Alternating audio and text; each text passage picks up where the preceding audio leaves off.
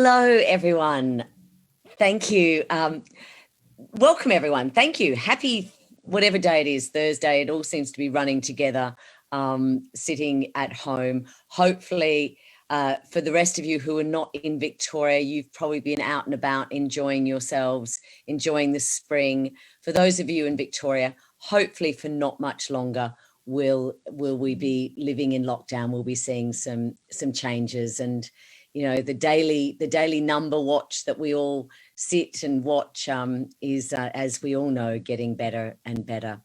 I am delighted to be joined today by Felicity Gerry, a QC in the United Kingdom. I think we call you an SC here, do we? No, I'm still a QC because the Queen gave me some letters. So. Well, for all the Republicans out there, don't worry. Yeah, no, it was started with England and I'd brought it with me. Yes, thank you. So as Felicity, today we're going to talk about the omnibus bill and talk about from the beginning to the end. As we know, yesterday some changes were made to it, but Felicity, I'd have to say, was quite pivotal in starting some of the conversations about what was wrong with the omnibus bill, and certainly helped me in starting some of those conversations. But Felicity, I found this wonderful quote, and I can't remember where it came from, Felicity, but this is the description that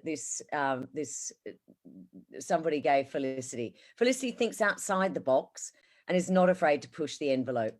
She's at the forefront of the development of criminal law. She's a true inspiration to junior lawyers. She's a leader in her field, and clients feel she will fight their corner at every stage of their case. Who said that, Felicity? It's in the Legal 500. It's a directory of barristers. So what they do is they ring round the people who instruct you. So solicitors instruct barristers and Queen's Counsel. So it's from people I've actually worked for. So I'm really delighted with it. It's also lovely, particularly the part about inspiring junior lawyers, because I really try and do that. There aren't many women silts. I think there's only about 7 in the whole of Victoria. So that one, it meant such a lot. There's a wonderful charity that it's called the Billable Hour that raises funds for Save the Children. So when you promote yourself, you have to make a donation. So I certainly owe the Billable Hour a good donation for that quote from Legal 500. I'm really proud of it. Yeah, so you should be. And Felicity spends her time in Australia and in England, and we occasionally get to meet when she's traveling through Melbourne, and it's never been a boring conversation, and always been interesting. And we talk about a range of things, but today we will start on the omnibus bill, and we'll see how we go for time. I was delighted when I saw your name on the letter from the senior barristers, and it was a short and very succinct letter about the proposed emergency measures omnibus bill. Felicity, how did you come to have your name on that letter? Well, I think there's a long story and a short story, but I'll try and do them both quite quickly. I spoke out very early on. I live in Melbourne. I've experienced lockdown until 5 days ago when I flew here. I completely get how life limiting it is. I've become a keyboard warrior. But right at the beginning, I looked at the Public Health and Wellbeing Act with one of my readers, and we published a quick reference guide. And you could see very, very quickly what the framework was. And I was really worried about lack of community input up front, how the human rights framework would work. I'm really pleased that the Public Health and Wellbeing Act contains in itself principles of proportionality and accountability, which are human rights language. So you don't even need to go to the charter, it's sort of in the legislation. So I talked a lot as a result of writing that quick reference guide, giving advice to people in various situations, particularly those in vulnerable situations, like the Flemington Towers, to have 500 police officers out your door and a cage being built, all these terrible decisions that were made. I was very vocal. So when this and about the previous omnibus bill, particularly in relation to judge-alone trials. So when this one came along, I think those that were organising it thought it was something that I'd be interested in. So in the classic tradition of the bar, I got an email from another silk saying, would I add my name? So I didn't draft it, but it was, as far as I could tell, specifically designed to deal with one specific part of the omnibus bill, not the whole thing. And I felt that it was drafted correctly. Yeah. So I added my name.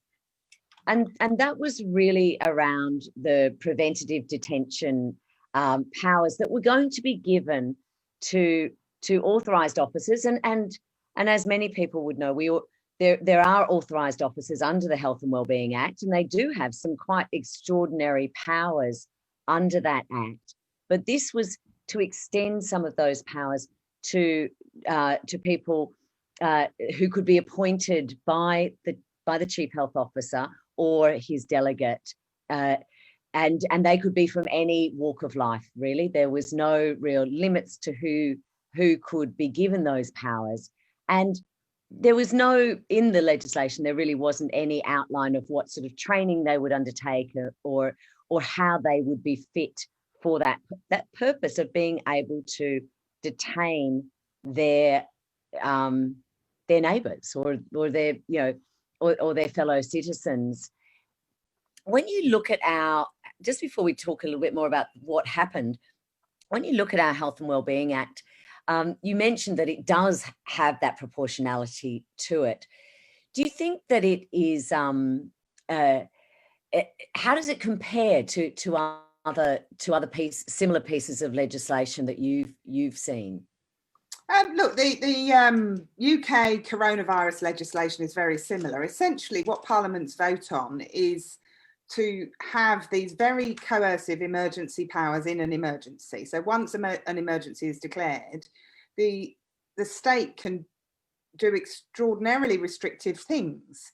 But recognising that would be a very rare occurrence and only in an emergency, what states have done is to build in those aspects whereby there ought to be scrutiny, there ought to be accountability, that the decisions made and actions taken are proportionate. So most emergency legislation that I've looked at, and I've not looked at the whole globe, does contain what I would call these human rights principles, but are really basically reasonable behaviour, aren't they? That in trying to protect people's health, you don't harm people. So you therefore have to act proportionately, but also be accountable and be transparent and allow for scrutiny of your decisions taken and decisions made and actions taken. And then also this idea that you get the community involved. And I think what we've seen a lot of, and not just in Victoria, is sort of the police, the state and health, and that fourth limb, that the community have opportunities to get involved in upfront strategic planning and so forth. We're not seeing quite so much of. So those human rights principles become ever more important if the community is not involved up front. So look, I think that it's a no-brainer that you've got to have a way of balancing those powers, and it's in the legislation itself. Yes.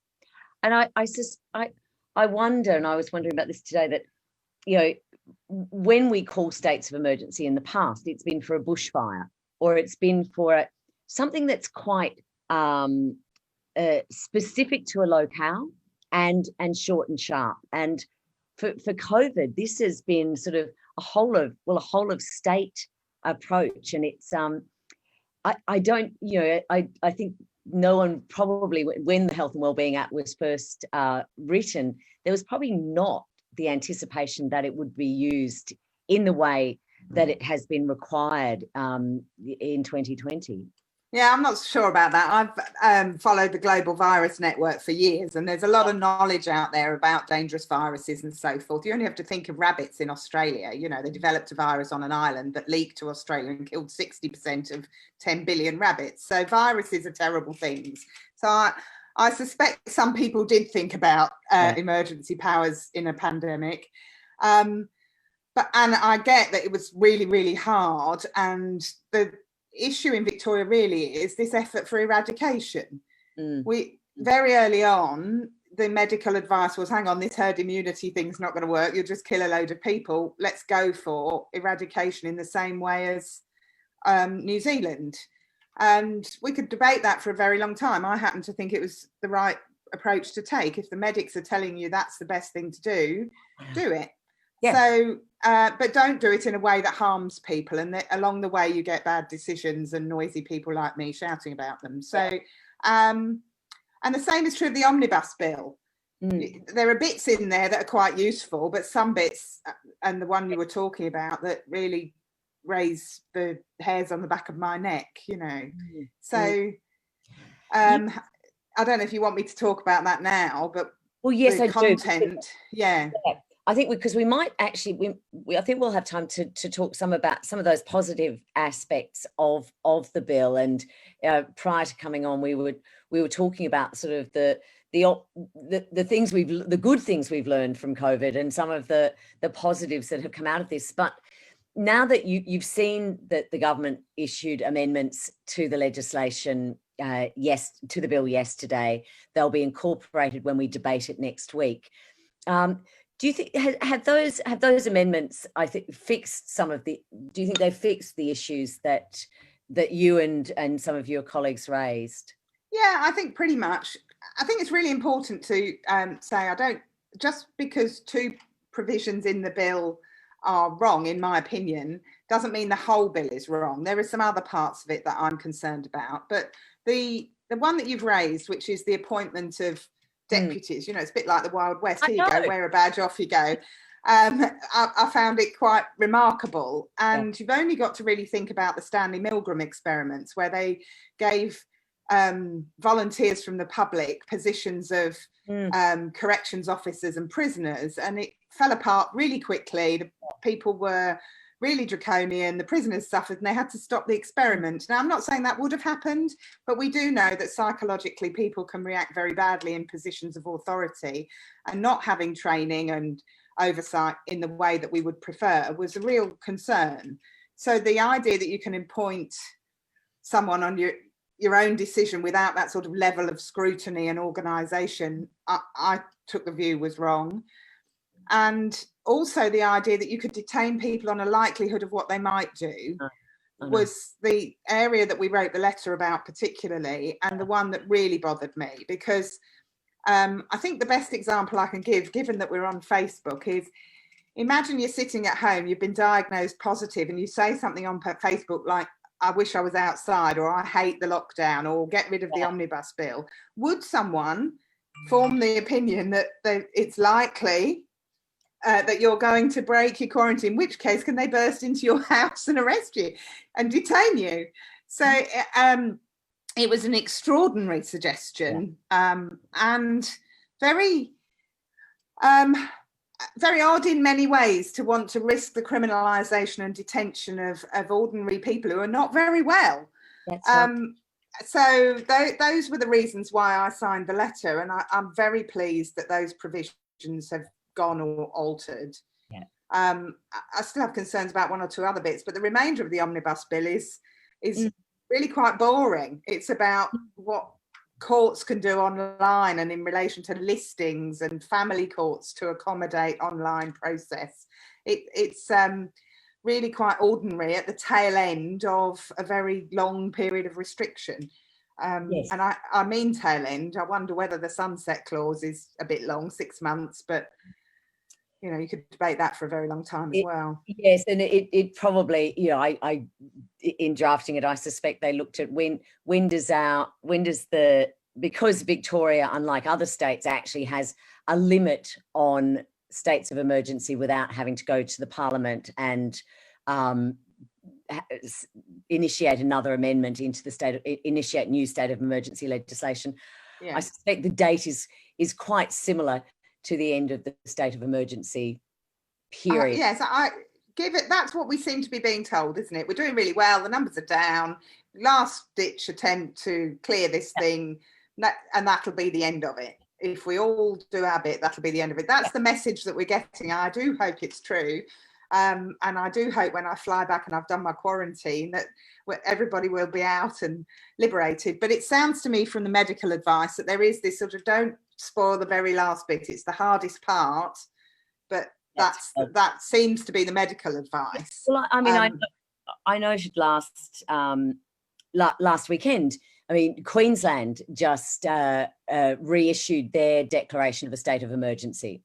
So, you know, there's still that, you know, that heightened alertness around COVID in those jurisdictions where they've been relatively free of COVID and of particularly mystery cases. Yeah, look, I grew up near the village of Eyam, or Eyam, depending on how you pronounce it, which is in Derbyshire, where the bubonic plague came in. I'm going to be corrected on the date, so I'm not even going to guess it. But I can remember going there. It's where people decided not to go out. The whole village stayed together. Loads of them died, but they stopped the spread of the bubonic plague. And that's really what we've done. Yeah. It's not the bubonic plague, which is more treatable, but that was the decision that was taken. Now here, where I am at the moment in England and Wales, what they've got is pockets of restrictions. So different areas you go into different restrictions. So I don't know enough about that at the moment, but I'm experiencing it.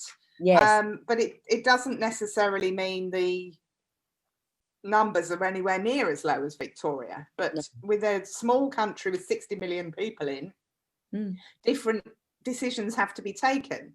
In an enormous continent where people are quite spread out, you can make those choices to seek to eradicate. Yeah. Particularly where you've got very vulnerable populations like First Nations people in the Northern Territory, you know, close the borders and make sure it doesn't get up there. Yeah. I can understand why certain decisions are made. And this last part is really, really hard, particularly for people with their own businesses and who are unable to earn and go to work. So look, I get it's really hard. And that's that question of proportionality. How far do you have to go?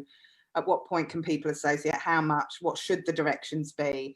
And the community should be involved. And obviously people are angry now, and that has a reaction, and the government have changed their stance on the contents of the omnibus bill. That's right. And I think, you know, certainly the measures were excessive, and they really didn't find that balance between civil liberties or human rights and public health. Yeah, exactly. It was a complete imbalance. And in a lot of ways, you know, it was occurring while we were seeing the decline. We were coming from numbers of 700. It was announced when we're on that path. So it seemed like a very odd time, and it was almost like it was a solution looking for a problem. You know, we weren't seeing any you know, detention wasn't a great issue. We weren't yeah, so all of the issues that they were sort of saying they needed to address with these extraordinary powers didn't seem to be issues that the community was facing at the time. So it's been very positive. But in some of the, I think in some of the omnibus measures, and you touched on this in the effects that it's having on the justice system, I actually think there's some of that's been quite positive, and it's brought some of our court systems and our court processes into the 21st century. I mean, being able to lodge electronic documents now seems to be something that we should probably keep in many cases, or being able to view planning provisions and plans online instead of having to schlep over to the planning department and look at them from a big folder. You know, are there areas of this omnibus bill that you actually think is that actually are positive measures? I think some of those that you mentioned, subject to security and personal information, and that the proper disclosure is made, you know, that things are put online where you get access to everything that you need in order to make a decision. I'm not sure all of them should go forever. I think the ones that trouble me the most are at the moment is the judge alone trials, and the idea that you can't work out how to socially distance a jury trial and keeping people in prison. That really troubles me. And significant decisions around people with mental health issues, judges making decisions about whether they can be tried by a jury or not. These are big issues. And the decision about judge alone trials to allow those during the pandemic, albeit with consent, That's really right. bothered me. It came out in the same week as a decision in the US Supreme Court about non-unanimous juries, where there was an assessment of the history of white supremacy and how they made a decision that if you have non-unanimous juries, it tends to work against people from minority groups. Right. So the US Supreme Court said, no, unanimous juries. And no one's done that research in relation to judge alone trials. You could say, well, which one's more biased, a judge or a jury? Yeah. There were real serious issues around that. And I have a serious concern about whether consent would be ever meaningful. If your barrister says to you, well, we can get you a judge alone trial, but otherwise you've got to wait in prison for a couple of years. So that's the sort of area that is my area of expertise: criminal law, human rights law, international law, looking at how could we fall into a situation that becomes oppressive and discriminatory. Yeah. So that's one area that really concerns me. I know the bill has got to a point where I think it's likely that will be accepted, and at the moment the courts haven't got to a point where they can say how they can run jury trials, which I find quite remarkable, because here they're erecting perspex screens. We've got socially distant trials going on. I'm due to start one. If it happens, it may not, and it does depend on the numbers. But I do feel that there hasn't been enough effort to try and work out how a socially distant jury trial might work. I'm not on the committees that have the meetings.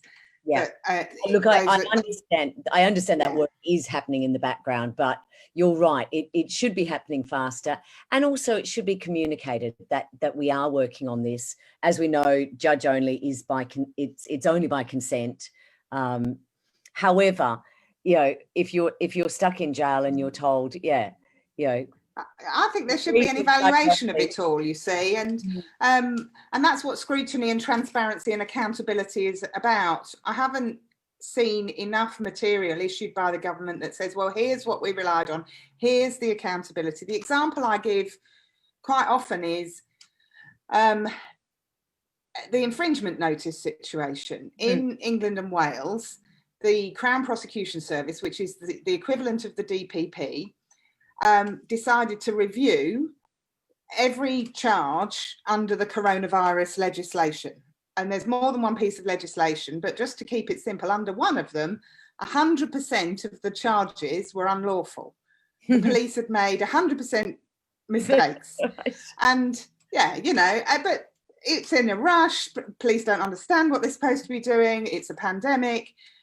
Whether it's a mistake or deliberate, it happened. So they pick those up, they make sure the people were not proceeded to court, that those are all quashed and got rid of, to put it in ordinary language. And that's an ongoing review. And we've got the same here in Victoria. But it took a while, it took a significant process, and it's less accountable. It's not on the DPP's website in the same way that you can click on and find out the numbers and the data. Yeah. And I think there was a lot of catch up with community discontent. I think some of the community legal centres have been fantastic in raising issues, and other NGOs. And the communication got better over time. But those are the sorts of issues that trouble me. Yeah. So just in wrapping up, so we've got judge-only trials, which again, that is limited in this. There is a sunset clause for that in this omnibus bill. Yeah. I agree. I would hope, because going into COVID normal, we are going to have ways to have jury trials. I mean, this is just, it is what it is. And so I would hope, and I'll certainly be asking those questions next week when we debate this in the committee, as to what is the process on that. Just quickly, is there anything else that you think that we should still be concerned about in this omnibus bill? Well, I think the way I look at it is, and I'm not going to go through it provision by provision. That's exactly what everybody needs to do, is go through it provision by provision and see what it is that's objectionable. I think the concern is that there's a making of powers on top of other powers that are already coercive. And there's the handing of powers to very specific individuals, like the Attorney General, for example, an extraordinarily powerful position during lockdown. Now, wonderful to have a woman in an extraordinarily powerful position, but just looking at one individual holding that much power, does the bill enable one person to have too much power? Now, that's not about the person individually, but that's just an example that I'm giving. So I think people have to go through carefully the omnibus bill and say, well, what sort of power is this handing to people to make decisions based on their own idea of reasonableness? And how is that accountable? What's the research on that issue? Who have they spoken to outside of government? So on issues of vulnerability, discrimination and so forth, there's a lot to do. And given that this omnibus bill is, with the exception of those of the preventative detention orders and the authorised officer orders, pretty much everything else is actually time extensions. So it's time extensions. I think what I would say is it's really easy to do an infographic or something more simple than the explanatory notes for the public. And I think that's a failure too. We can really do simple explanations of laws for the public.